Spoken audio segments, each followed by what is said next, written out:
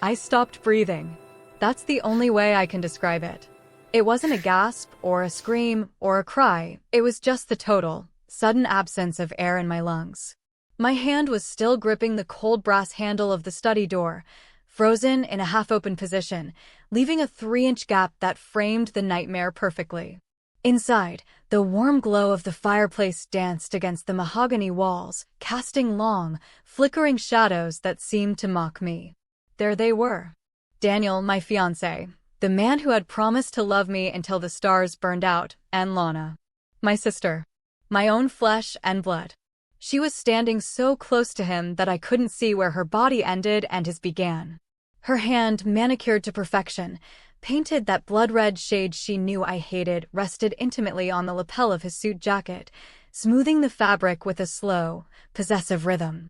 She whispered something, her lips inches from his ear, and I saw Daniel, my stoic, unshakable Daniel, lean into her. He didn't pull away.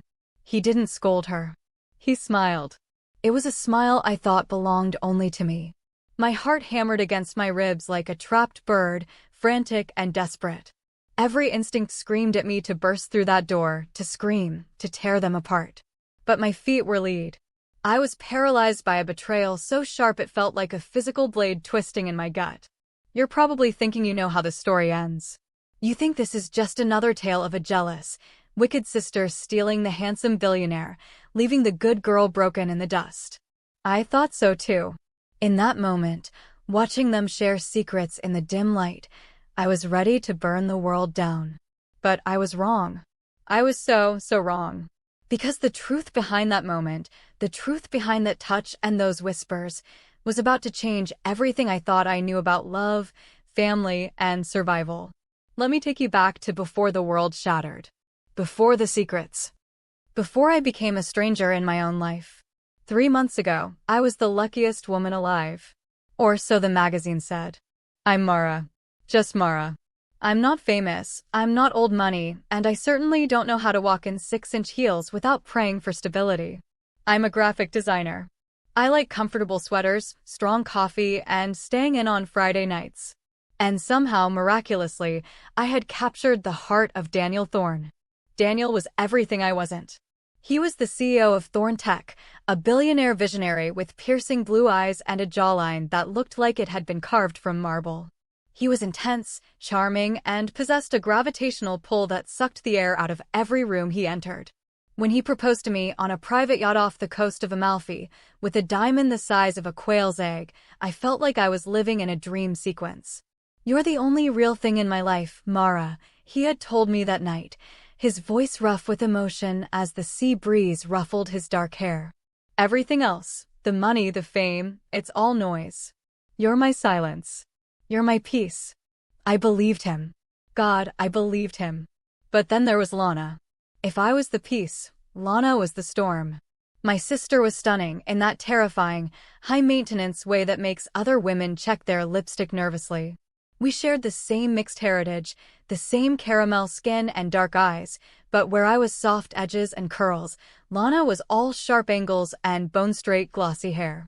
She was a model, or an aspiring actress, or an influencer. Her career changed as often as her mood, but one thing remained consistent: she was expensive. And she was competitive. When I told my family about the engagement, my mother cried tears of joy, clasping her hands together as if thanking the heavens for finally securing my future. My father, a quiet man, just hugged me tight. But Lana? Lana sat across the table, swirling her wine glass, her eyes narrowing just a fraction as they locked onto the ring on my finger. Well, she had drawled, a tight, artificial smile stretching her lips. Little Mara, snagging the big fish. I didn't think you had it in you to land a whale like Daniel Thorne. I didn't land him, Lana, I replied, trying to keep my voice light, though her tone stung. We fell in love. Right. Love, she scoffed, taking a long sip of wine, leaving a red stain on the rim. Just make sure you sign a prenup, sweetie. Men like that, they have complicated lives. And complicated tastes. I brushed it off as jealousy. Lana had always wanted to be the center of attention. Growing up, if I got an A on a test, Lana would fake a stomach ache to get sent home. If I got a new dress, she'd accidentally spill juice on it. It was just Lana being Lana. But looking back now, I should have seen the darkness gathering on the horizon. The shift started subtly, like a crack in a windshield that you don't notice until it starts to spread. It began about a month after the engagement party.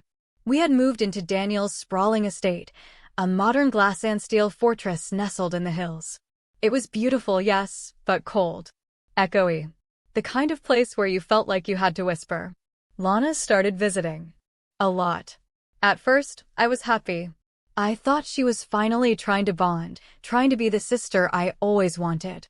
She'd come over for lunch or to help with wedding planning, though she mostly just criticized my choices of flowers. Lilies, Mara? Really? She'd say, wrinkling her nose as she flipped through a catalog. They smell like a funeral. Daniel needs something bold. Orchids. Rare ones. He's a billionaire, not a librarian. But then, the visits changed. She stopped coming to see me and started coming to see him. I remember one Tuesday evening vividly. Daniel had come home early, which was rare. He was exhausted, loosening his tie as he walked into the kitchen, pouring himself a glass of whiskey. I was at the stove, stirring pasta sauce, happy just to have him home. Then the doorbell rang. I wasn't expecting anyone.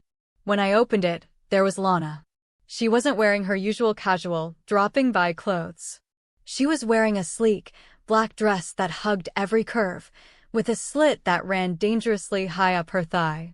Her hair was blown out to perfection, and the scent of her perfume, heavy, musky, expensive, drifted into the foyer. Lana.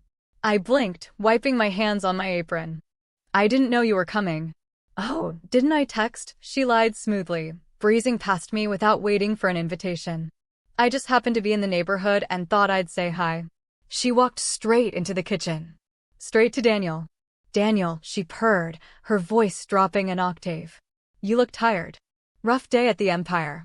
Daniel looked up surprised. But instead of being annoyed at the intrusion, a strange look crossed his face. It was guarded, yet intrigued. Lana, he nodded, taking a sip of his drink. Just the usual fires to put out.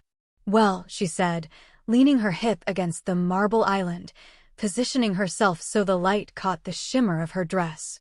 I was actually reading about that merger you're planning with Cybercore. Fascinating stuff. Although, risky, isn't it? Given the regulatory hurdles?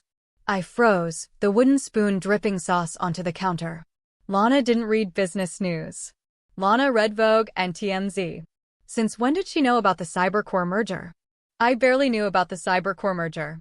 Daniel's eyes sharpened. He set the glass down. You're well informed, Lana. Most people find that boring.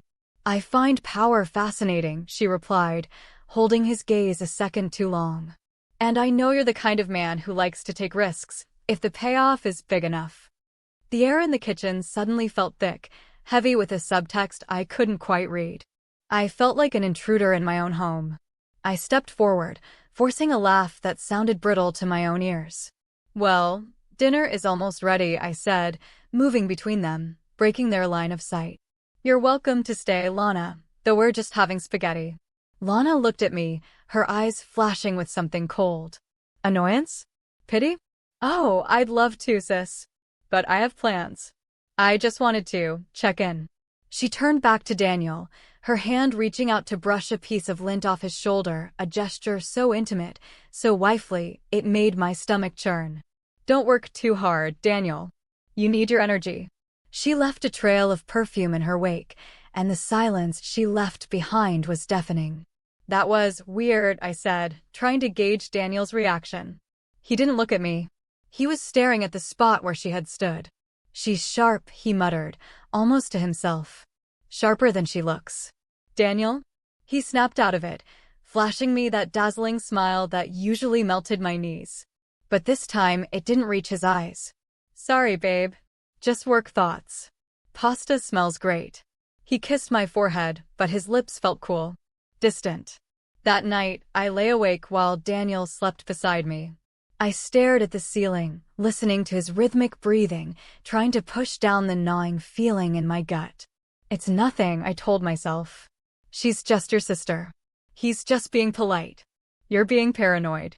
But the paranoia fed on the silence. A week later, I came home early from a client meeting. The house was quiet. I walked toward the living room, kicking off my heels, when I heard a voice coming from the terrace. It was Lana. I frowned. Why was she here? My car wasn't in the driveway. She couldn't have known I was home. I moved closer to the open French doors, staying hidden behind the heavy velvet drapes. She was on her phone, pacing back and forth, a cigarette, which she never smoked around me, burning between her fingers. Her voice was low, urgent, vibrating with a tension I'd never heard from her before. I know, she hissed into the phone. Stop pressuring me. I'm getting closer. He's letting his guard down. Pause. No, she doesn't suspect a thing. She's too busy planning the wedding. She's naive. She has no idea who he really is. My blood ran cold. She doesn't suspect a thing. She was talking about me. I just need more time, Lana continued, taking a drag of the cigarette. I need to get into his office. Once I have what we need, then we blow this whole thing wide open. She laughed then, a harsh, humorless sound. Don't worry. When I'm done with him, there won't be anything left. I stepped back, my heart pounding so hard I thought they'd hear it through the glass. What was she doing? Getting into his office? Blowing this wide open? Was she trying to destroy him? Or was she trying to steal him? When I'm done with him. That sounded like a conquest. A game. I retreated to the bedroom, locking the door, my mind racing. Lana was plotting something. She was targeting Daniel. My sister, the one person who was supposed to have my back, was a snake in the grass. I wanted to confront her right then. I wanted to storm out there and demand to know who she was talking to. But fear stopped me. If I confronted her now, she'd lie. She'd spin it. She was a master manipulator. No. I needed to watch. I needed to see how far she would go. I didn't tell Daniel. I was afraid that if I brought it up, he'd think I was the crazy, jealous fiancé. Or worse, what if he already knew? What if he was part of it? No, not Daniel. He loved me. But as the days turned into weeks, my faith began to crumble. Lana's behavior escalated from suspicious to blatant. It wasn't just the visits anymore. It was the digital intrusion. I woke up one night at 2 a.m. thirsty. The space beside me in bed was empty. Daniel was gone. I got up, wrapping my silk robe around me, and crept into the hallway. A sliver of light was coming from the downstairs study. I walked down the stairs, the plush carpet silencing my footsteps. Daniel was standing by the window, his phone pressed to his ear. He wasn't speaking in his CEO voice, that commanding, authoritative tone. He was whispering. I can't talk right now, he said. She's upstairs sleeping. Pause. Stop sending me photos like that, Lana. It's risky. I held my breath, my lungs burning, as Daniel ended the call and slipped the phone into his pocket. I scrambled back to bed, diving under the duvet just seconds before his footsteps creaked on the floorboards. I squeezed my eyes shut, feigning the deep, rhythmic breathing of sleep, but my heart was hammering against the mattress like a trapped fist. The mattress dipped. I felt the heat of his body as he slid in beside me, the scent of his cologne, sandalwood, and expensive scotch, suddenly smelling like lies. He kissed my shoulder, a soft, lingering touch that made my skin crawl. I love you, Mara, he whispered into the dark. Liar. The next morning, the world looked the same, but the colors were washed out. Gray. Daniel was his usual charming self, sipping espresso and reading the Financial Times on his tablet, but I couldn't look at him. Every time I tried, I saw Lana's name flashing on his phone screen in my mind. You're quiet today, he noted, not looking up. Wedding jitters? Something like that, I murmured, stirring my oatmeal until it turned into cold sludge. Well, cheer up. I have a surprise for you later. But first, I have a meeting. Don't wait up. He kissed the top of my head and left. A meeting? Right. 2 hours later, my phone pinged. It was Lana. No text, just a photo. My stomach dropped to the floor. It was a selfie. She was holding a coffee cup, sitting in a plush leather booth. In the background, slightly blurred but unmistakable, was a man's hand adjusting a watch. A gold Patek Philippe. Daniel's watch. The caption read, "Business never stops." Neither do we. I threw my phone across the couch. It bounced off a cushion and landed on the rug, face up, Lana's perfect smile mocking me. She wasn't even hiding it anymore. She was taunting me. She was marking her territory. I drove to my mother's house, needing an anchor, needing someone to tell me I was crazy. My mother was in the garden, pruning her roses with aggressive snips. When I showed her the photo, she didn't look surprised. She just sighed, a heavy, weary sound that rattled in her chest. "Mara," she said, setting down the shears. "I told you. Lana is complicated. She sees what you have, and she doesn't understand why she doesn't have it too. She's always been the beautiful one. The loud one. You were the quiet one. And now the quiet one has the prize." "He's not a prize, Mom. He's my fiancé." "To her, he's a prize," she said darkly, snapping a dead bloom off a stem. "Guard your heart, baby. Blood is thicker than water, but jealousy is a poison that dissolves everything." I left feeling worse than when I arrived. The escalation didn't stop at coffee. It invaded my home. A few days later, a package arrived. I hadn't ordered anything. I opened the box to find a dress, a stunning, emerald green silk gown. It was exactly my style. Elegant, understated, flowing. A note was tucked inside. "Saw this and thought of you. Wear it to the charity gala on Saturday. It'll make his eyes pop. Lana." I frowned. It was a peace offering? Maybe I was wrong. Maybe the coffee was just business. I held the dress up against me in the mirror. It was beautiful. For a second, I felt a flicker of hope. Then Saturday came. The charity gala was the event of the season. Everyone who was anyone would be there. I spent hours getting ready, curling my hair, stepping into the emerald dress Lana had sent. It fit like a glove. I felt powerful. I felt like the future Mrs. Daniel Thorne. Daniel had texted me earlier, running late. "Meet me at the venue. Save a dance for me." I arrived alone, the flash of paparazzi cameras blinding me as I stepped out of the Uber. I walked into the ballroom, scanning the crowd for Daniel's broad shoulders. The room was a sea of black tuxedos and glittering gowns. And then the room went silent. Or maybe it just went silent for me. At the top of the grand staircase, Daniel appeared. He looked devastatingly handsome in his velvet tuxedo. But he wasn't alone. On his arm, gripping his bicep with a possessive claw, was Lana. And she was wearing emerald green. Not just any green. She was wearing the exact same dress she had sent me. But she had altered it. Where mine was modest, hers was slashed to the hip. Where mine was elegant, hers was provocative. She looked like the hotter, bolder, more expensive version of me. They descended the stairs together, a matching set. A power couple. I stood frozen near the champagne tower, the glass in my hand threatening to shatter from the pressure of my grip. People were whispering. I could feel their eyes darting between me and Lana, dissecting the comparison, laughing at the cruel joke. Look at the sisters. Look at the fiancé.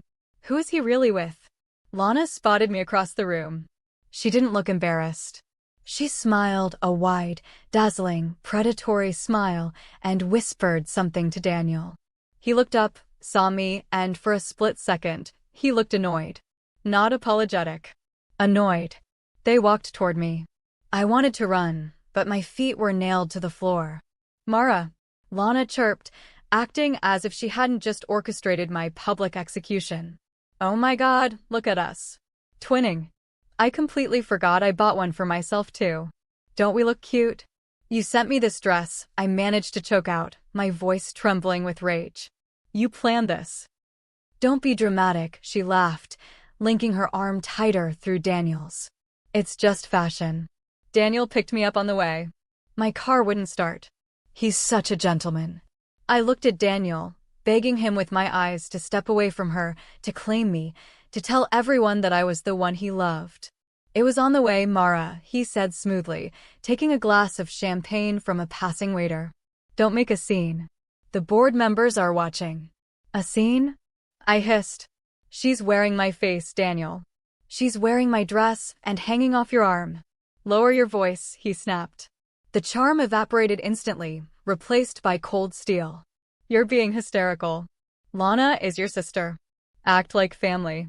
Tears pricked my eyes. Hot, humiliating tears. I am acting like family. The question is, are you acting like my fiancé? Lana leaned in, her perfume, heavy and suffocating, filling my nose. You look tired, sweetie. Maybe you should go home? I can handle things here. That was it. The dam broke. I threw my champagne. I didn't name it, I just lashed out.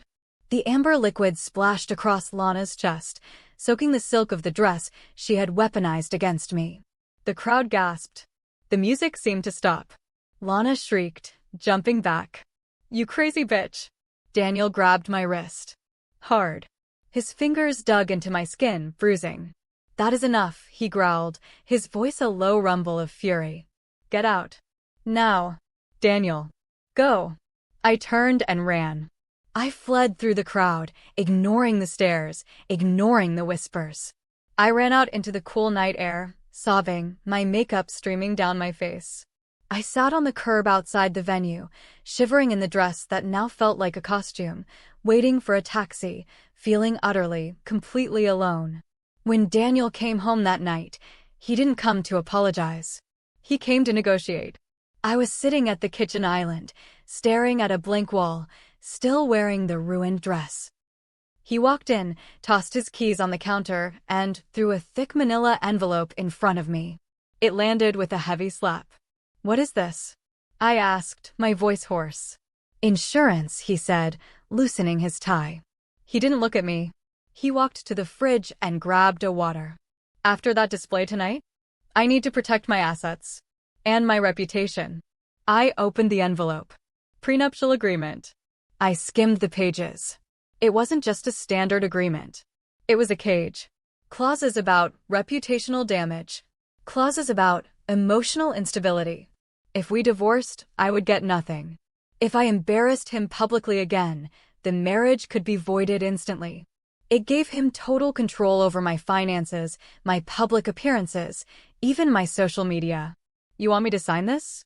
I looked up at him, incredulous. This says you can dictate who I talk to. You proved tonight that you can't be trusted to handle yourself, he said coldly, leaning against the counter. You attacked your own sister out of jealousy. You looked deranged, Mara. She provoked me. She's trying to steal you. She is trying to help, he shouted, slamming his hand on the marble. I flinched. Lana has been nothing but supportive. She's advising me on the cybercore deal because she actually has a brain for strategy, unlike you. She's trying to bridge the gap between our families, and you treat her like a pariah. She's manipulating you, Daniel. Can't you see it? He laughed, a cruel, dry sound. The only person manipulating me is you, trying to guilt me into cutting off my biggest ally. Sign the papers, Mara. Or there is no wedding. He walked out, leaving me alone with the contract. I sat there for hours. The silence of the house pressed in on me. I felt like I was losing my mind. Was I the crazy one? Was I seeing ghosts? Maybe Lana really was just trying to be close to him. Maybe the dress was a mistake. Maybe the text messages were innocent. But my gut screamed a no.